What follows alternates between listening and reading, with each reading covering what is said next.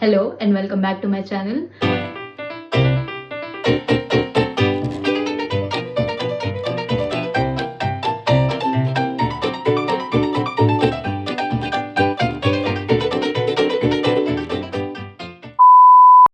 If you're new around here, hi, I'm Almas. Nice to meet you. I hope you like reading because I do too. And today in this video, we are going to be discussing all the books I read in January and February. I didn't shoot a wrap up for January because I made this channel in February, so you get it. 2023 was a really shit year for me in terms of reading because I was in a really bad reading slump. I didn't enjoy any of the books I read in 2023 except for one or two books, and I read a grand total of 19 books, which is not bad, but for me it was a really slumpy and shitty reading year. Heading into 2024, I was really scared because of my experiences in 2023. I didn't feel like I could get out of that slump because it was so bad. I almost gave up on reading altogether. But I surprised myself. And in 2024, I have read 11 books so far. I read 4 in January and 7 in February. So I'm really happy and I can't wait to share my opinions and reviews with you all. So without any further delay, let's get into it. So the first book that I read this year was The 40 Rules of Love by Elif Shafak. This book had been collecting dust on my shelves for years at that point. Because I bought this in 2021 and then I completely forgot that it existed, and I was just looking through my shelves for something to read and this caught my eye, and I'm so glad it did. By the end of it, I was moved in a certain way. And I say this because change takes time and one book can't alter your life forever. But the impact that this book had on me was almost similar to The Kite Runner or A Thousand Splendid Suns, and those are some fantastic books.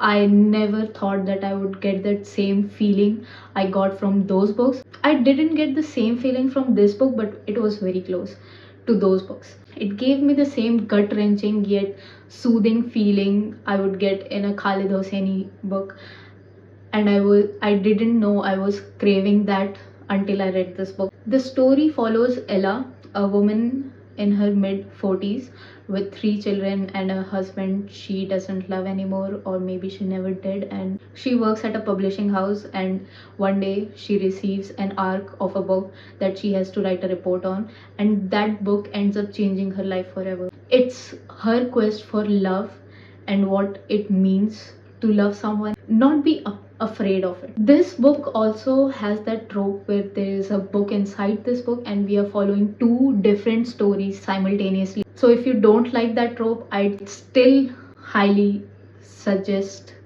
you to read this because it's worth it. If I think about it, at its core, this book is all about love, humanity, spirituality, and how we perceive love through our religious lens. I'm not a believer, but in my opinion, everybody would benefit from this book, be it a believer or a non-believer. This book is full of compassion and it allows you to ask questions, which is very important. I am a non-believer because people who believe in a higher entity don't allow other people to raise questions, and I have a problem with that. But this book allows you to ask questions. It makes room in your heart for change, and I love that. The writing flows seamlessly and it paints vivid picture for the reader. The characters in this book are so strong on their own. At first I was a little bit skeptical as to how the author is going to handle so many characters and do them justice, but this turned out so well. Every character has their own story, their own plot line. By the end, I was smitten. It left me thinking and introspecting, and to this day, I still think about it every time before falling asleep, and that, in my opinion, is a remarkable thing to achieve. So undoubtedly, I gave this book 5 star, and I would ask you to read it very politely. Moving on. The next banger of a book that I read in January was When Breath Becomes Air by Paul Kalanithi. It's a memoir, it's Paul's exploration of life, loss, grief, and death, what it means to be alive, and how do we grapple with the idea of death. Paul was a surgical resident in his final year when he received his diagnosis of stage 4 lung cancer. This revelation had him contemplating his years as a surgical resident, what it was like to be on the other side. As a doctor, he had to guide his patients through their difficult times, help them process their grief, and make peace with it. But when he becomes a patient, he struggles with the idea of death, as any human being would. This book felt like watching an episode of The Good Doctor, and I say that in a very good way because I love that show. The intricacy with which Paul draws parallels between literature and surgery is such a delight to read about. As a reader, you'll really get an insight on his surgical experiences, and it's so fascinating to read about. It made me realize how difficult the job of a doctor is. They have to make life altering decisions for their patients, be it for the better or the worse. It's such a challenging job because a person's life is in your hands and you are going to make that judgment call at the end of the day. The writing in this book is, I would say, as good as Janet McCurdy's writing in I'm Glad My Mom Died, and it's one of my favorite memoirs of all time. Unfortunately, he wasn't able to finish this book because of his illness, so his wife finished it for him, and getting to see her perspective on things was so heartbreaking. I definitely shed a few tears by the end. And all in all, if you haven't picked up a memoir yet, or if you don't like reading about people's life experiences, I think you are missing out, because even the fabricated stories are somewhat a reflection of experiences that people have in real life, and getting to know a person firsthand through their own writing is something else. So I would highly recommend this book. Generally, I don't rate memoirs because it's a person's experience and I don't think it's right to put a rating on it. But if I had to rate this, I would definitely give it a 5 star based just on the writing and the way he articulated his thoughts and put them into words. It was a roller coaster of a ride from start to finish, and I think everybody should read it. When Breath Becomes Air. This next one is difficult to talk about because I read Then She Was Gone by Lisa Jewell. I was really excited to read this. I had heard such great reviews about it, and I wanted to see what the hype was all about. But this one really let me down. So the story follows Ellie and her disappearance. It's about a mother, a grieving mother, who is struggling to make peace with the disappearance of her daughter. And one day she meets this man who has a daughter, and that girl resembles Ellie. She's a replica of Ellie. So that's as far as I can tell you about the plot, because this is a thriller and I don't think anybody would like to hear spoilers about a thriller. So if you haven't read it, that's the synopsis. I won't say anything else because otherwise it will be a spoiler. My main complaint with this book is that I knew what was going to happen. From the very start, I knew what was going to happen.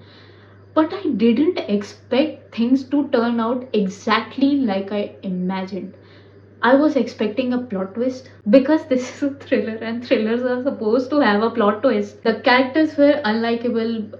I'm not really mad about it because I like reading about unlikable characters. If all the characters were good, are they even human? That's fine. It was very well paced. It didn't feel like a chore to get through. It's a thriller and it felt like one. Lisa Jewell, in my opinion, is a very masterful writer. She knows how to create an atmosphere that is thick with suspense. I really enjoy her writing style because I have read another book by her. It's called None of This Is True. I read it last year and I really enjoyed that book. Despite the ambiguous ending, I really enjoyed it. But in this book, I was hoping there would be a big plot twist or some kind of revelation that would sum it all up. But it pains me to say this, but this book was such a bummer. Maybe it was my fault that I got into this with so many expectations. If I had not had those expectations, maybe I would have enjoyed it. But anyway, I gave this one 2.5 stars. So moving on, the last book that I read in January was Love Theoretically by Ali Hazelwood. I have read The Love Hypothesis and Love on the Brain by Ali Hazelwood. I gave The Love Hypothesis 5 stars and Love on the Brain 1 star rating. So I was very skeptical heading into this. I didn't enjoy her previous book. It was too much for me. The characters, the plot, I didn't like any of that. So, but this was such a pleasant surprise. This book follows two physicists, Elsie, who is a theoretical physicist, and Jack, who is an experimental physicist. So there is an academic rivalry going on from the very beginning. Elsie is broke basically. She struggles to pay her bills. She works with this agency through which people can hire fake girlfriends for their family events or functions or things like that. She's a serial people pleaser, which I could very much relate to. And at the beginning, she is posing as the girlfriend for Jack's brother because his brother hired Elsie to go with him on his family function. Elsie and Jack meet there. There's also ace representation in this, and I love to see it because I'm on the ace spectrum. I don't feel attracted to other people very easily, so I felt very seen through this book.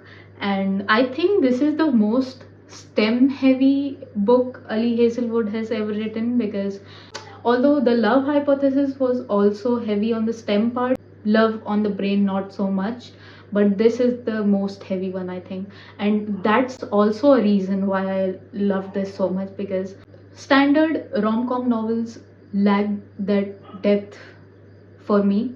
I need good character and a good backstory in order to feel connected to the characters, and I really enjoyed this book because of the representation of women in STEM. I really got to see Elsie, her background, and things she struggles with. Jack is the perfect support system for Ellie, and he understands her without her conveying things, which I know is not possible in real life. It's too far-fetched, but it's fiction, okay? Anything can happen in fiction. So I gave this one 5 stars.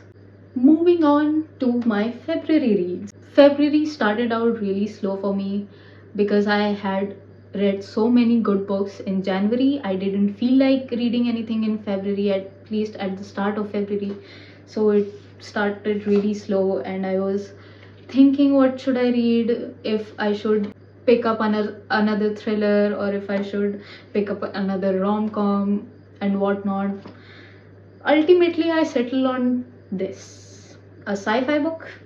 It's a duology actually. It's The Monk and the Robot duology by Becky Chambers. The first book is A Psalm for the Wild Bill, and the second one is A Prayer for the Crown Shy. If you ever need a break in life, if you feel too overwhelmed, need a vacation, if you are constantly searching for the meaning of life and you get no answers,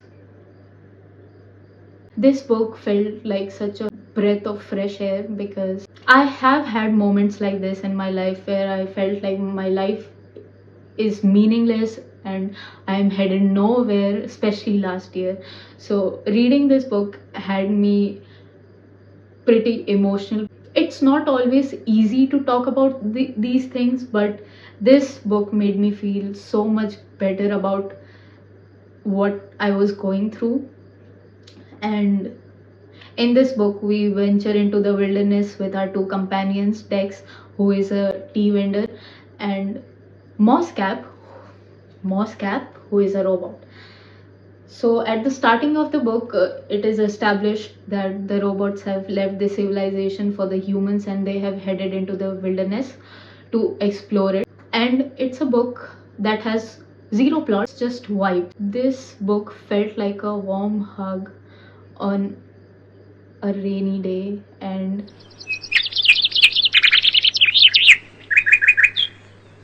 I have so many dog-eared pages in this book. Same with this one. There were moments in this book that made me cry. I never thought I would cry over a fish, but I did. Um, if you're feeling overwhelmed, pick these up because they are really short. It won't take much time. They are literally 147 pages long, both of them. It was a breeze to get through these. I gave the first book 3.5 stars and the second book 4 stars. Next up, I read the first two books in the Chestnut Spring series. I have a whole reading vlog on these books. If you haven't watched it yet, go watch it. I shared all my thoughts and views on these in that vlog, so I don't think it's productive to spend more valuable time on these in this video. I gave Flawless 3.5 stars and Heartless 4 stars. Next up, I read the third book in the Chestnut Spring series, which is Powerless, and oh my god, was it boring. Initially, I was really excited to pick this up because I had heard good reviews. Obviously, it follows two childhood best friends, Sloane and Jasper. Jasper is an orphan who has been adopted into the Eaton family, and Sloane is the cousin of the Eaton siblings. This is a sports romance where Jasper is a hockey player, Sloane is a ballerina, Jasper is an enigma, and Sloane is a ray of sunshine. Sloane is floored from the very first day she lays eyes on Jasper, but because of the age gap and the circumstances, nobody takes that crush seriously, not even Jasper. So they end up being best friends. They share their secrets with each other. Basically, they both are each other's greatest support system. I was seriously let down by this book, and I'll tell you why. Number one, this is the longest book in the series, but it didn't feel like much happened throughout the book. It lacked the depth I was promised from all the reviews I had read. Okay. Number two, since this was a pre-established relationship, I didn't get the amount of on-page relationship development as I would like in a romance novel, and that made me feel detached from the characters and the overall storyline. Lastly, after the initial 150-200 pages, I had lost complete interest in this book. I was pushing through just for the sake of it, just to move on to the next one, and I don't think it should be like that. In theory, I should have enjoyed it because it has those tropes that I really enjoy, and I was hoping to fall in love with these characters, but I just didn't, and I ended up giving it 2.5 stars. So, and now that I think about it, I might bump it down to a 2 because I remember nothing about this book apart from how boring it was. This next one is a googly. Because I don't read a lot of horror novels or spooky things. Have only read 2 or 3 horror novels in my life.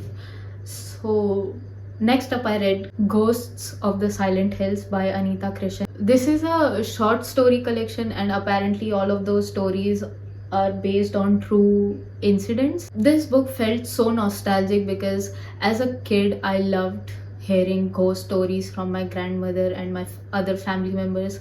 We would huddle around and just listen to all the stories.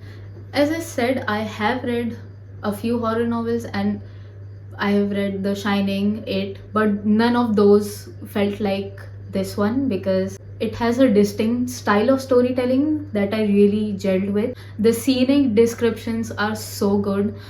It made me feel scared. It made me feel a part of the story. I felt like I am there and I am experiencing this with the characters. All in all, I'm so glad I read this and stepped out of my comfort zone. And I might try more horror novels in the future. So let me know if you have read any. I would love your suggestions. And I ended up giving this one 3 stars. I would say the first 2 stories were my favorite, rest of them were pretty average. Some of them were a little bit better, but um, the second half was really average in my opinion. Despite that, I really enjoyed this book. If you want a fun, quick time with a book, it's not that long, you will get through it very easily, very quickly. Pick this up if you are interested in getting scared. The last book that I read in February was an odd one. As usual, I was looking through my shelves to read something and I discovered this book. Again, I bought this a long time ago and I completely forgot about it. So I decided to pick this up. It's The Curious Incident of the Dog in the Nighttime. It follows Christopher, a child on the autistic spectrum. One day he discovers that a dog in his neighborhood has died. Somebody has killed the dog and he decides to investigate who has killed Wellington, the dog. Dog's name is Wellington. So he decides to investigate Wellington's death and write a book about it. While investigating, he comes across so many secrets, so many revelations about his family, his mother, his father. It took a really unexpected turn. I wasn't expecting it to go in the direction it went. This has been written from the point of view of a 15-year-old autistic kid, so it has a very deadpan style of storytelling. It's very to the point, very logical and factual. I could relate to Christopher at some point because I am on the spectrum and I see a little bit of myself in him. But I also would like to say this, that every autistic person has a different experience. No two autistic people will have the same life experiences as each other. I think it's a spectrum for a lot of reasons because in my experience I am able to mask it really well. If somebody meets me for the first time, they wouldn't suspect that I'm autistic, but I am. Christopher, he cannot mask it, and people like that exist too. He learns things by researching about them, by asking questions, and I really connected with him because I was like that in my childhood.